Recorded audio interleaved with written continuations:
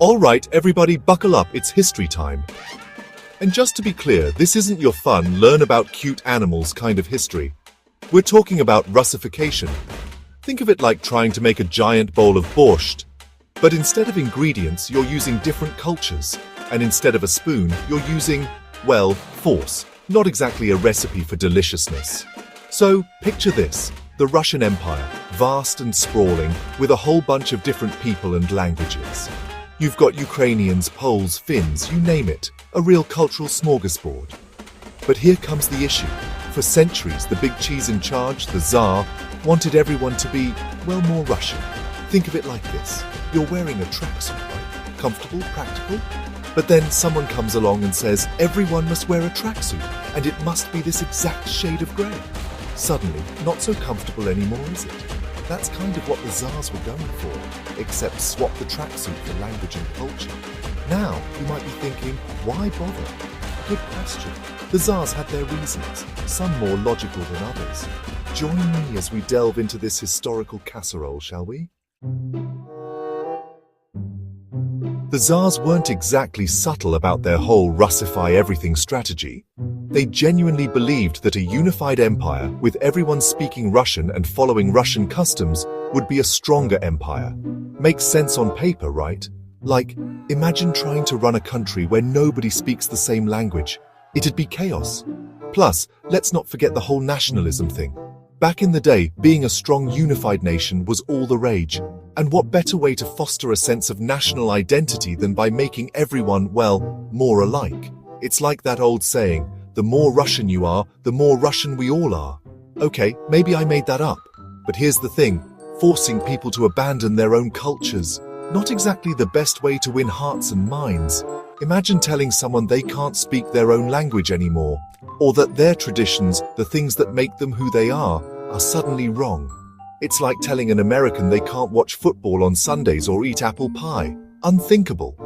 So while the Tsars might have had good intentions, debatable, but let's go with it, their methods. Let's just say they weren't exactly winning any popularity contests. Okay, time to talk tactics. When it came to Russification, the Tsars weren't messing around. They went full-on cultural makeover, and trust me, it wasn't pretty. First on the chopping block, language, schools, they became Russian-only zones. Want to work for the government? Learn Russian or find a new gig. They even banned the use of other languages in public places. Talk about a hostile work environment.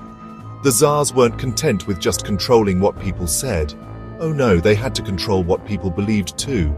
They targeted religions, especially those pesky non-Russian Orthodox ones. They shut down churches, banned religious practices, and basically made it clear, if you want to believe in something, make sure it's Russian approved. Remember those different cultural groups we talked about? Yeah, the Tsars decided they needed a good old-fashioned dose of Russianness. They encouraged Russians to move into non-Russian areas, changing the demographic makeup and basically diluting those local cultures. It's like adding water to your borscht to make it last longer, except in this case, it just makes it taste worse. And you'd be right. The Tsar's heavy-handed tactics created resentment, fueled nationalist movements, and ultimately made the empire less stable, not more. Irony, thy name is Russification. Section 4. A new era, same story? Russification in the Soviet Union. Fast forward a few decades and we've got ourselves a new regime in town, the Soviet Union. New boss, same messed up idea. You see, even though the communists claimed to be all about equality and brotherhood, they were just as keen on making everyone culturally Russian as the Tsars had been. Now, they tried to be a bit more subtle about it, at least at first. They called it building socialism or creating a unified Soviet identity.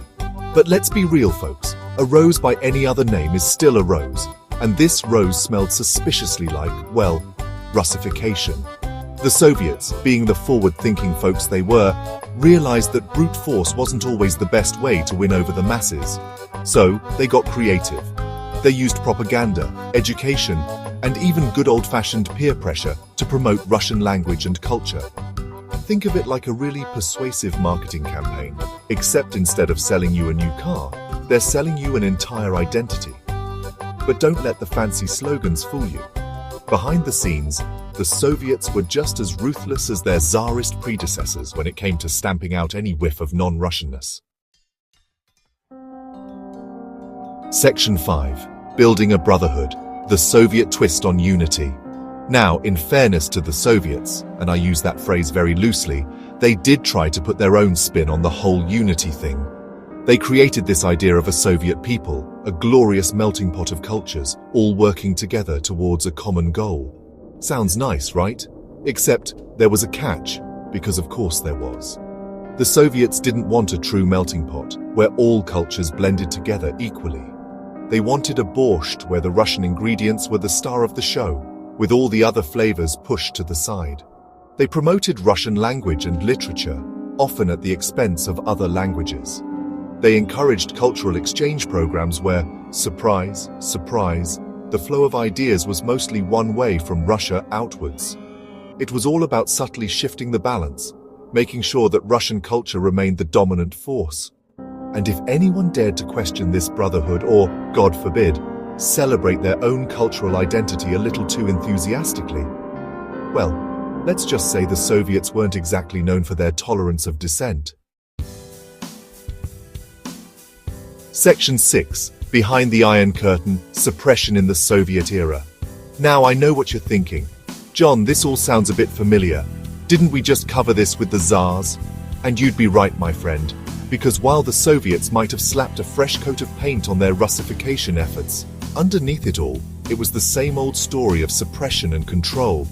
They might not have been as upfront about banning languages, though they definitely still did that in some cases. But they made it clear that Russian was the language of opportunity. Want to get ahead in life? Want a good job? A good education? Better learn Russian, comrade, and let's not forget about those pesky cultural and religious groups. They might have been allowed to exist on paper, but in reality, they faced constant pressure to conform. Religious practices were discouraged, cultural celebrations were toned down, and any hint of nationalism was swiftly dealt with. It was a classic case of smile for the camera, but don't you dare step out of line. The Soviets might have talked a big game about unity and brotherhood, but behind the Iron Curtain, the reality was much harsher. Section 7. Scars on the Soul. Russification's lasting legacy. So, there you have it, folks. Russification in a nutshell. A centuries-long campaign to make everyone more Russian, whether they liked it or not. And the results? Well, let's just say they weren't exactly what the Tsars or the Soviets were hoping for. Instead of creating a more unified and harmonious empire, Russification sparked resentment, fueled nationalist movements, and sowed the seeds of division that we're still dealing with today.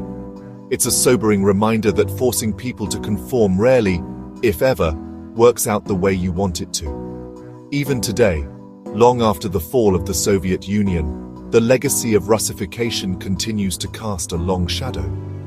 Many former Soviet republics are still struggling to reclaim their cultural identities and heal the wounds of the past.